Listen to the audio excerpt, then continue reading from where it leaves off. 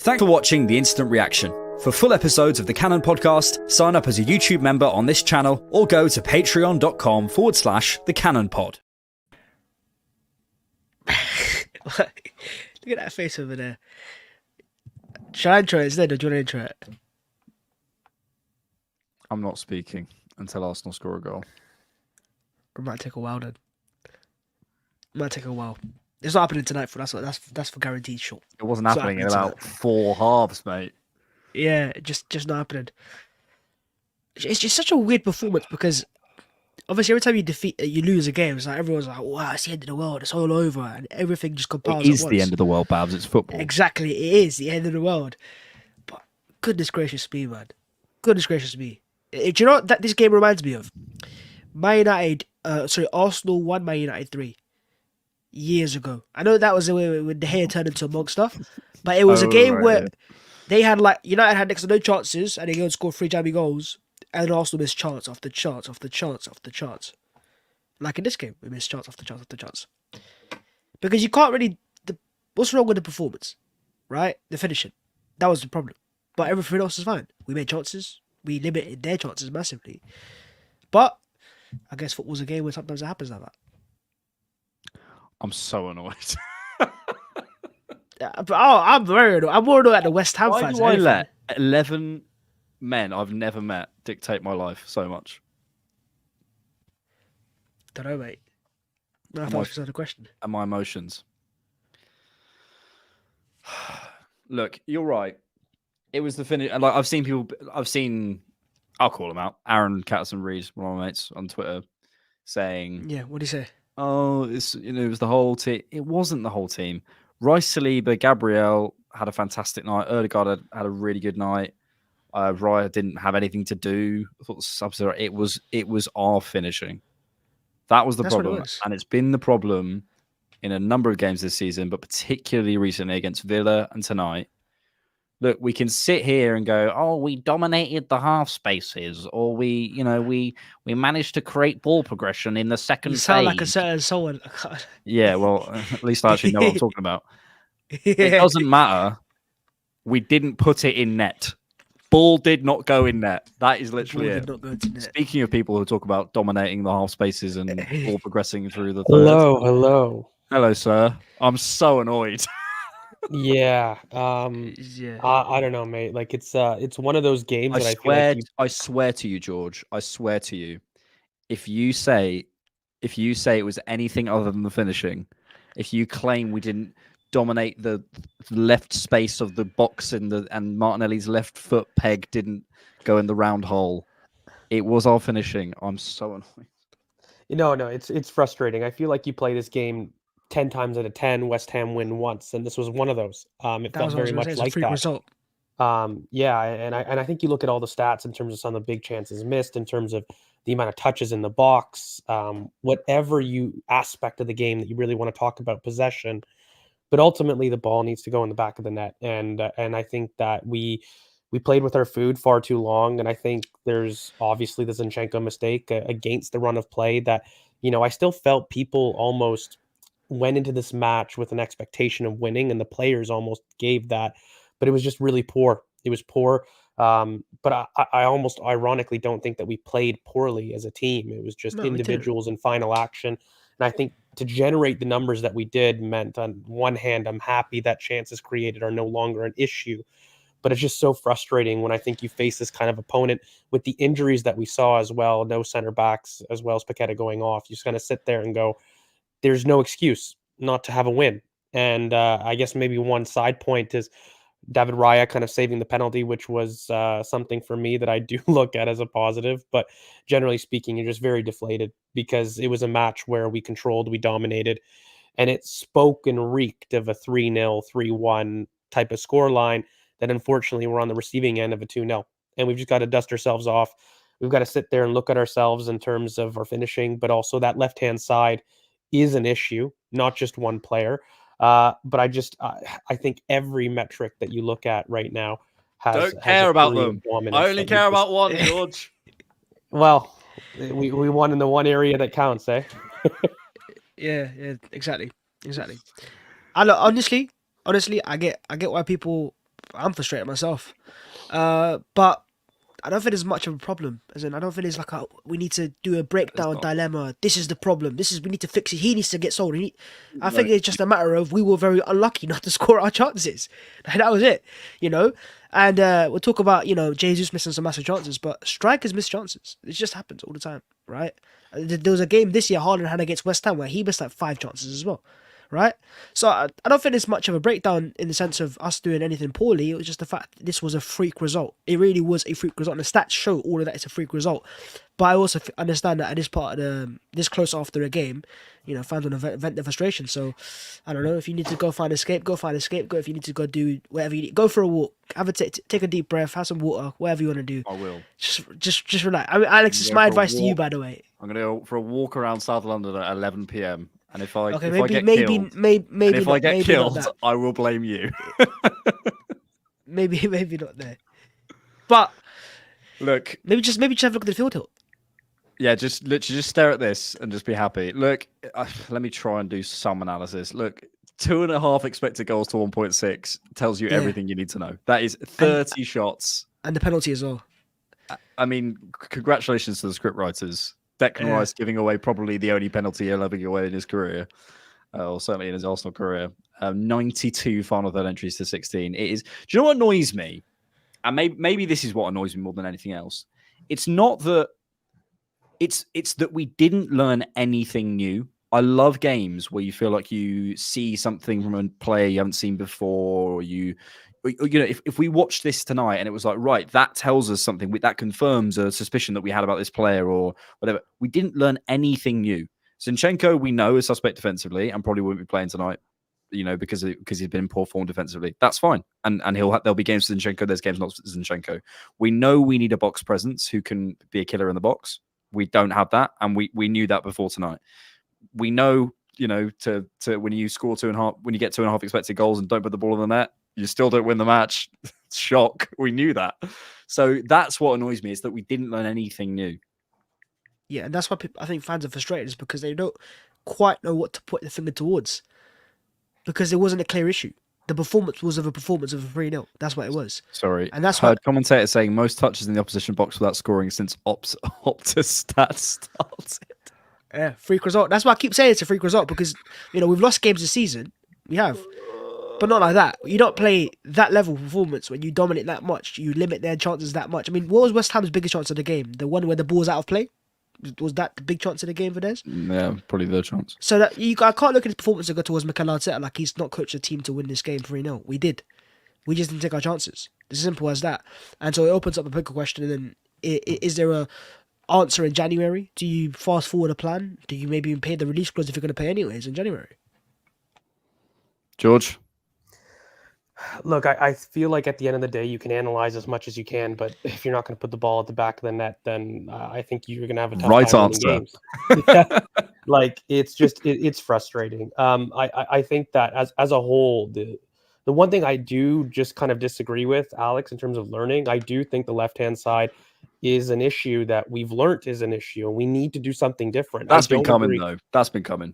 It's been coming, but I mean, at the same token, I feel as though that we need to try a solution that's clearly not being said.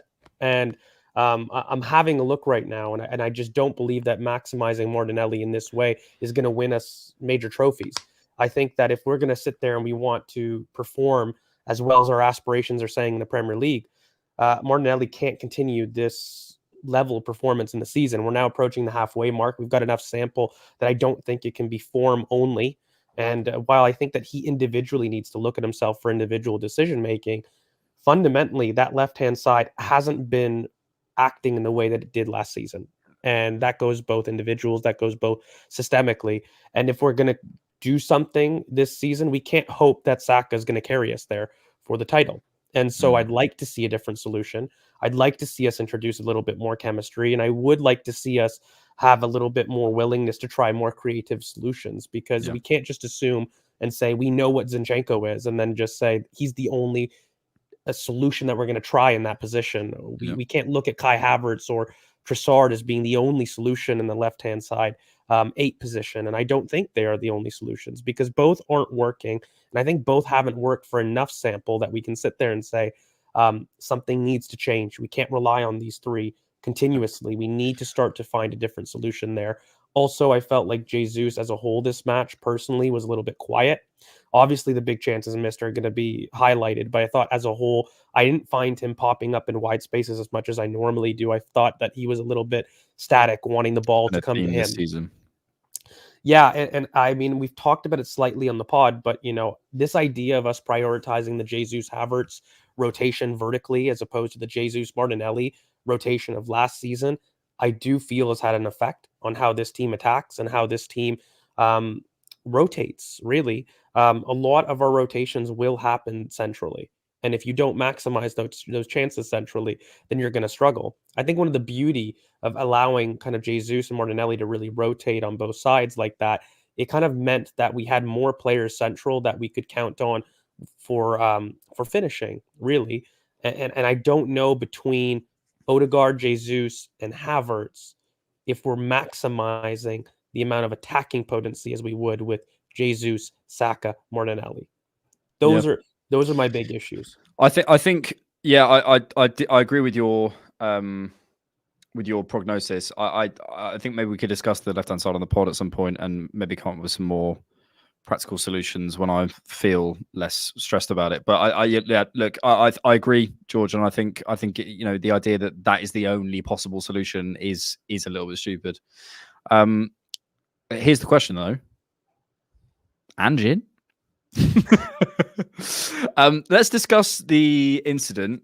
The stupid.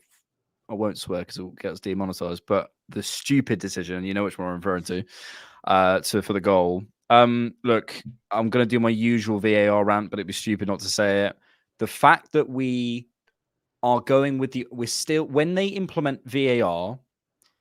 It's like discovering God exists and carrying on acting the same way. Recognize there is someone who knows more than you about something and give them the power. Why do we go with the on-field decision? And then, even if you go, right, let's go with VAR and they find it inconclusive, let's say VAR now have the power in my fictional football world and they have the power and they find it inconclusive, don't give the goal because that changes the game.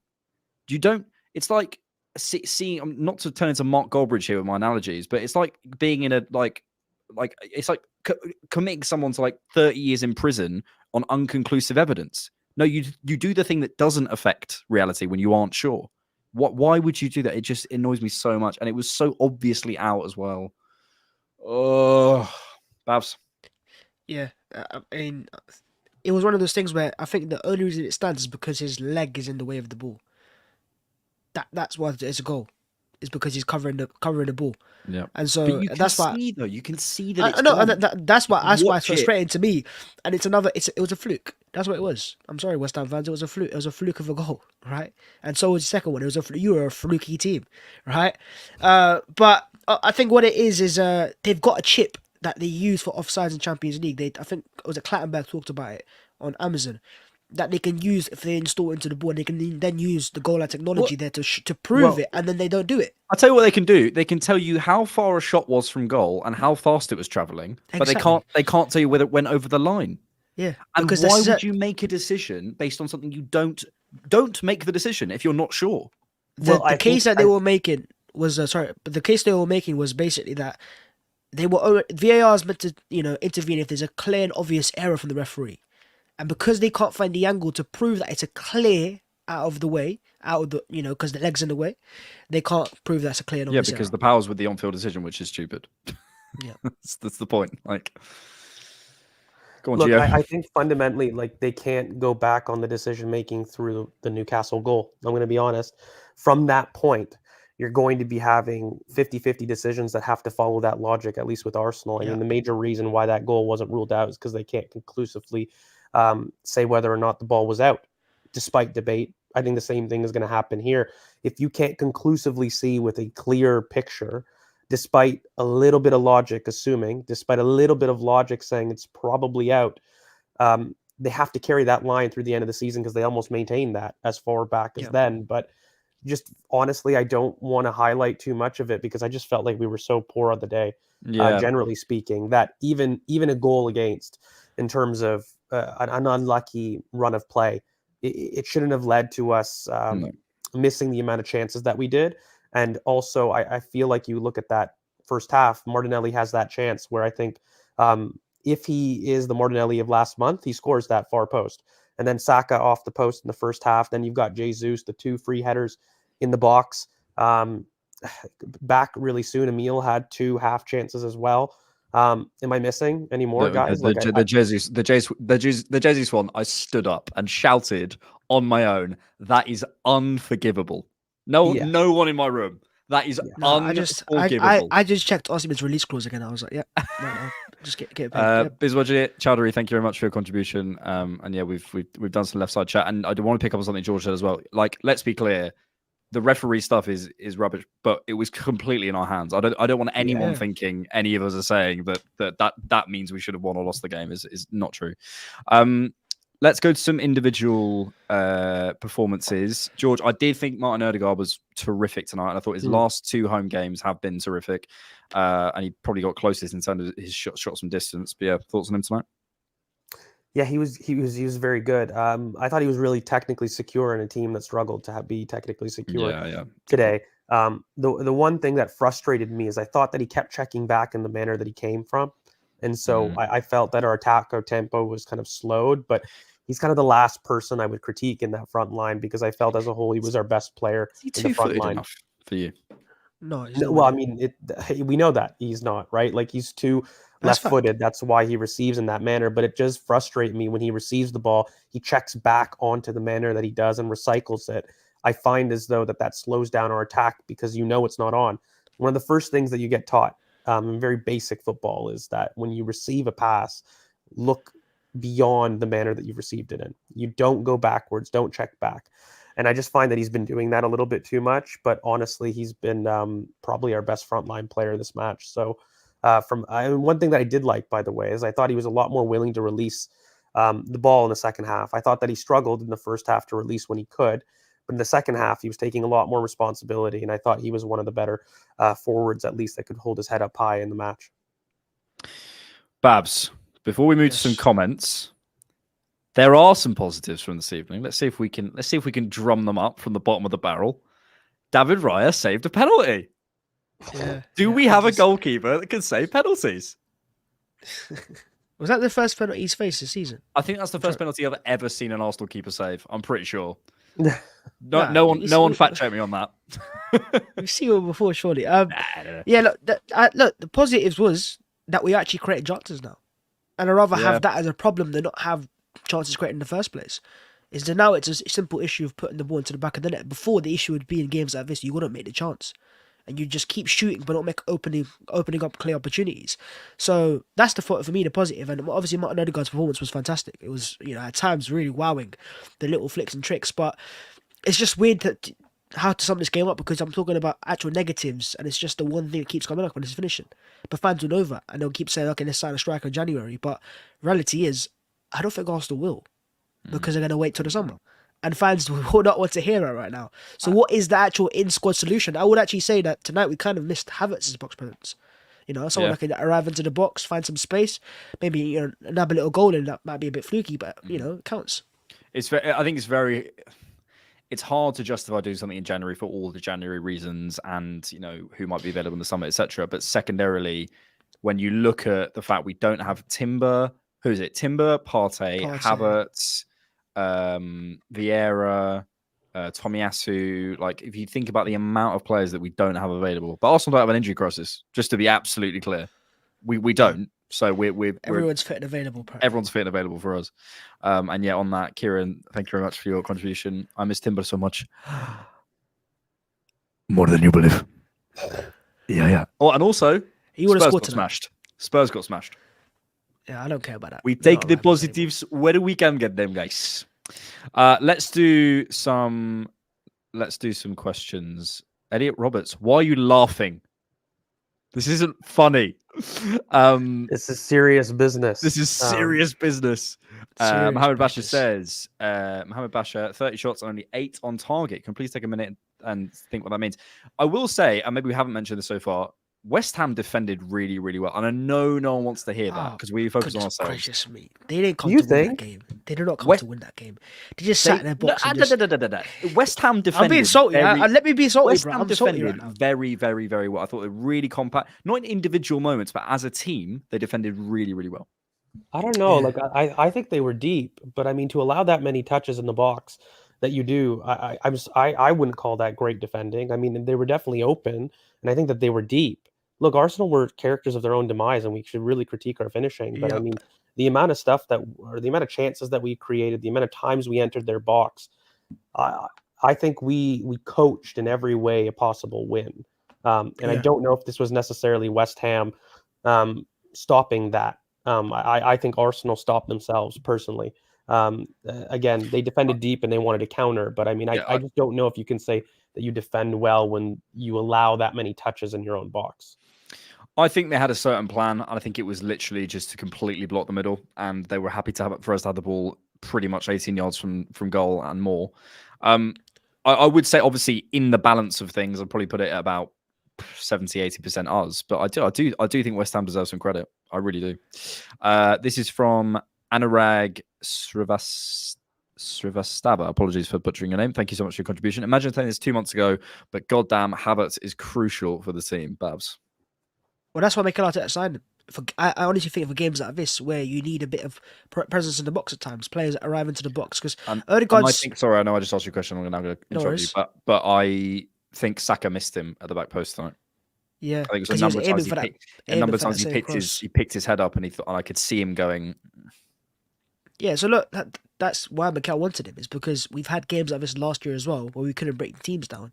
And Havertz would have offered something different, because Smith Rowe, Trossard did similar profiles. Havertz is different to those guys in terms of he can arrive into the box. So, you know, like was it the yellow card against Liverpool that was a bit? It wasn't really a yellow card, was it? And then obviously he's missed that game. So, but yeah, it is what it is. It is what it is. Gray Foss, Douglas Luiz. I tweeted this during the game, George. I wonder how much.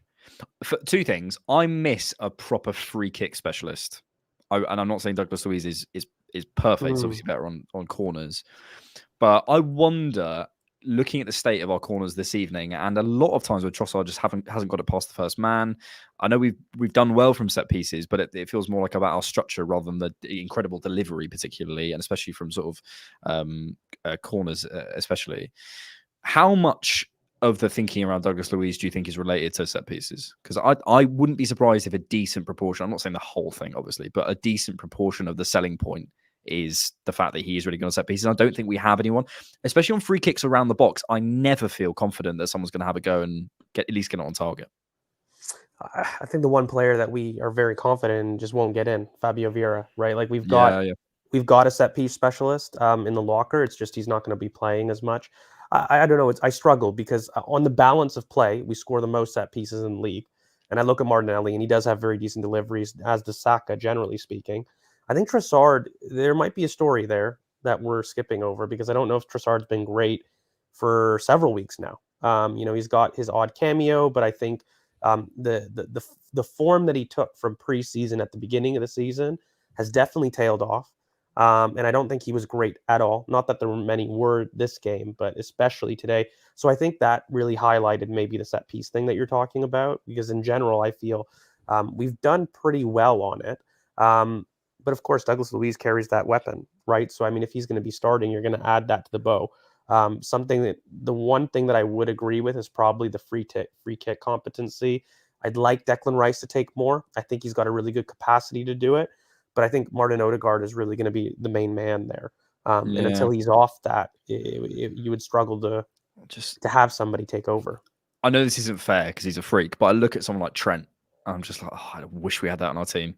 It's just another thing, isn't it? It's like if you have someone who's a Jorginho as a penalty specialist, or having someone who can both contribute, in terms of being your starting 11 every week and also be incredible in terms of free kicks is a real, listen, every player has his strengths and weaknesses, but you'd love that in the team.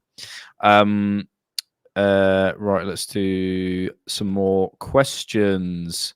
Neil Gunner says, I've seen Declan Rice on corners. You're right. Don't want to see it. Oh. Where are we? Tony is sounding better and better by the day. but KSE won't spend the money. End of. I don't Did you know. not if hear it's about the price spending. tag of Tony? It's like £100 million. I know he lost today, but do you guys want to spend £100 million on Ivan Tony with 1 year left on his contract? No, I just don't. We miss Kai Havertz. Essie says, "What do we do, guys? I normally have reasons why we lost, but I'm so flabbergasted." I do think this is important to stress. We want to be, I hope, as a podcast and as a group of analysts, we want to be as in depth and as technical as we can possibly be. I think sometimes though there is a desire that desire overrides a simpler truth, which is that we didn't put the ball in the back of the net. I know it's not fun to be, it's more fun to say, oh, these are all the reasons. But if Jesus does that instead of that, we're having a completely different conversation. So there's no point overcomplicating it when it doesn't need to be complicated. Which is not to say you should remove complications, because that's where the beauty is. But that's the story tonight. Where we go with this? Okay, let's chat ESR. Benny Ogidan says, why do people keep gassing up ESR? Seems some people say the cameo was good, some people say it was terrible. Classic football fans. George, what do you think? Average. I mean, he was on for 10 minutes. No. I don't. No. Yeah. It was incredible or it was terrible. Yeah, no, I mean, look, he got into good positions. He created, well, not created, but at least he was on the end of 2 good chances. And then as a whole, I just don't feel like he was on long enough to really impact the game for 10 minutes so that you could say he was good or bad, really. I thought that his sub needed to happen earlier. If we were talking about subs in general, I thought that I didn't like the tempo of the match from the beginning. And I thought that it was odd because even the subs that did come on earlier, like Eddie and Reece Nelson, I don't think had the impact that we were hoping to have. But they kind of almost they needed to replace the players that were being asked to replace. So it was tough. I don't think that ESR had a good or a bad appearance in this match, but he did have 2 opportunities to potentially score. There was that one stretch, kind of he tried to at the back post, and then there was that good worked opportunity by him. But I don't think that's enough to say that he has a good cameo, and then certainly wasn't on long enough to be bad.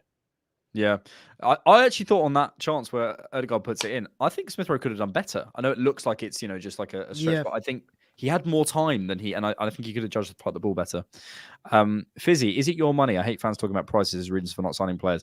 Look, if you sign someone for £100 million in January, it limits your spending in the summer when potentially better players are available. It's not about the fact that it comes out of your NatWest account. It's about the fact that the FFP rules are there and you can't get around them. So you have to be careful with how you spend things and how you budget things, and also pathways. And if you spend £100 million, how much are you giving in wages?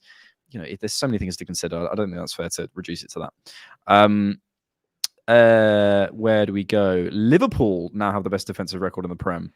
Says Easy Ollie. That's bollocks. That's bollocks. Their XG against is nowhere near as good as ours, right? So that proves that they conceded more chances, but they've got a world-class goalkeeper who's saved them time and time and time again. Well, that's not enough news, is it? That's not new. That's all breaking news. George, Lee Gunner is saying Arteta out. Who he was saying that before the game, so it's not like he said it. Can't believe it. Shocked.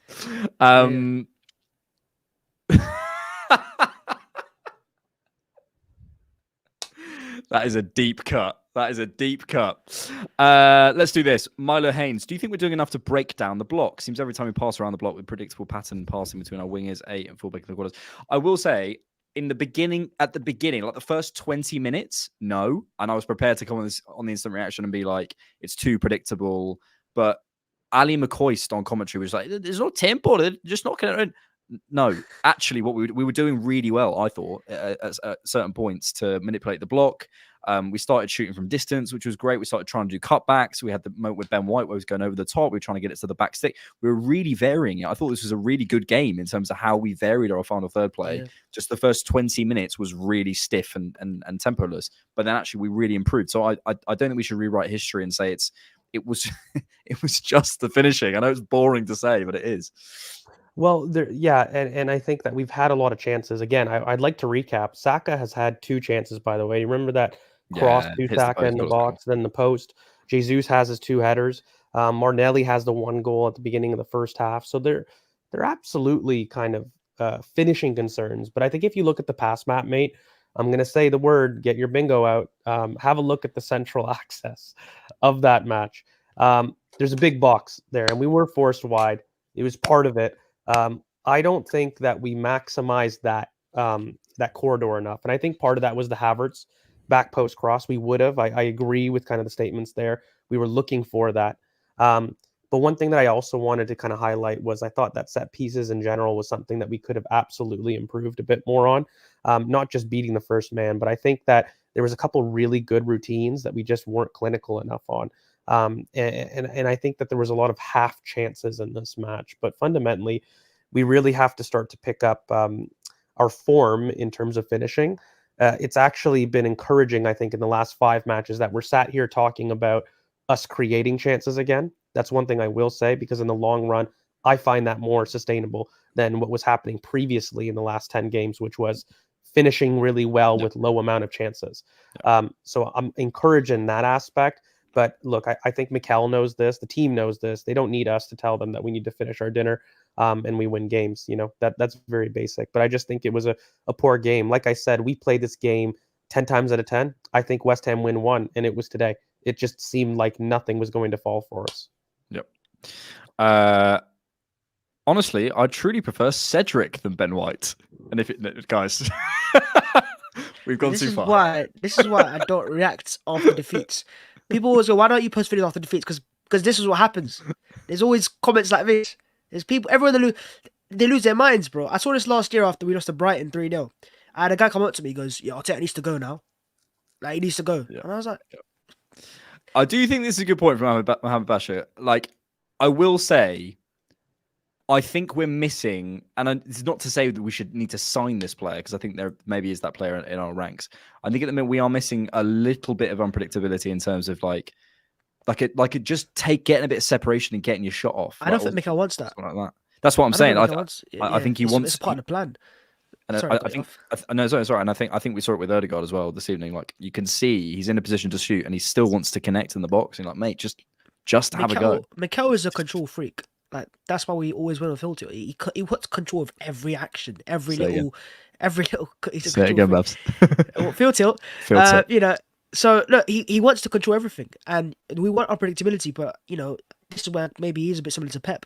Pep took Jack Grealish, one of the most unpredictable players in the league, and look at him now. You know, he's a very basic, simple player. And we have unpredictable players. You know, exactly. Ødegaard, Martinelli, Saka, these guys are unpredictable if they want to be. So is Gabriel Jesus, by the way. But I don't think that's Mikel's plan. And ultimately, he'll come after the game and he'll say the performance is fantastic, because he'll say my team made 5 big chances, West Ham made none, and we got unlucky. And you know, and that's why I'm not too concerned going into the future, because the players won't look at the performance and they won't lose confidence, because it was a good performance in their eyes. At least they tried a lot and they made the opportunities. They'll just go be a bit unlucky, go again, and we've got a game against Fulham coming up soon. Get a win there and get back on board. Far too positive. My mummy bought me a Emirates Stadium tour for 2 adults for Christmas. Yeah, just remembered. Would either of you like to do that? Yeah, I'm gonna bug off here. George, cheeky Emirates Stadium tour. George, that's all yours. George, Alex will pay for the flight. I'll pay for the flight. Yeah, and we'll get you an Emirates Stadium tour, mate. What do you reckon? Yeah. Great stuff. We'll just do one more comment. Thank you, Young Direct. Jesus is a crybaby. Told you all 2 weeks ago. Dives and falls over every time and under pressure. Let's be honest too. Now we see why Martinelli costs 6 million. Ooh, the knives are out tonight, George. Yeah. I don't know. The one thing I will say on Jesus though is I feel like he needs to take a bit more responsibility in the last 5 matches himself. Be available. Like, there's a way to be available. I have felt that he's been hiding a bit personally, and I think that he just needs to kind of get some confidence back himself. On the Martinelli thing, again, I think that's maybe a topic for the podcast in terms of how we can maximize it. I don't think he's worth 6 million. I think he's worth quite a bit more. And I think that, you know, he's going to be very important to us, particularly when you look at the run-in. And, you know, I think that there's a lot of emotional overreacting that's going to happen in terms of questioning this team after a loss like this, because we're not used to losing. But fundamentally, I really think the analysis goes as far as saying, finish your dinner. We're looking at a different game. Yeah. Ronnie, the Spurs fan, this would work if you got rid of the O with the line through it, because it would be Ghostagard. But you'd have to either go. Actually, maybe even the T is that doesn't work. Ghost Odegaard doesn't work. So I And know also, you're a Spurs fan, but why get out are of you here, watching man. an instant reaction? Get out of here, bro. But nice try. Listen, lads, pleasure as always. Wasn't a pleasure to watch the game, but it was a pleasure to chat with you too. We'll see you all on Sunday for another instant reaction after Fulham. Check out the podcast. Bhavs and I posted something today on the YouTube channel. George couldn't be there because he had too many sherries. And George has a special announcement on the next podcast, which he's already put out on. Twitter. Which you can find out on Patreon. Yeah, you can find out on Patreon. Sign up on patreon.com. Free trial. Thanks, boys. Pleasure. Peace out, lad. Peace out. Peace, guys. Peace. Peace. Thanks, everyone. Bye bye.